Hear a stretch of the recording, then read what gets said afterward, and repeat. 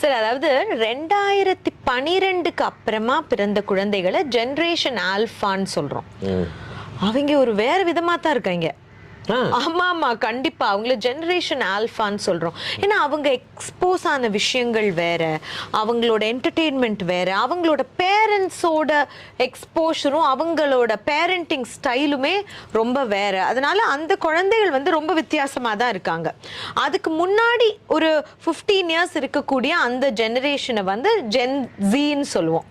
இந்த ஜென்சில சமீபத்துல நான் ஒரு பெரிய கம்பெனியோட ஹெச்ஆர் கிட்ட பேசும்போது அவர் சொல்லிட்டு இருந்தாரு, ஐயோ மேம், எனக்கு வந்து இந்த 30 இயர்ஸ்க்கு மேல இருக்கிறவங்களை வச்சு வேலை வாங்கிட முடியுது மேம், ஒரு 35க்கு மேல இருக்கிறவங்களெல்லாம் வச்சு வேலை வாங்க முடியுது, இந்த 20ஸ்ல இருக்கிற ஜென்சியை வச்சு என்னால வேலையே வாங்க முடியல, உட்கார மாட்டேங்கிறான், அவன் 10 மணிக்கு வானா 11 மணிக்கு தான் வர்றான், எதை சொன்ன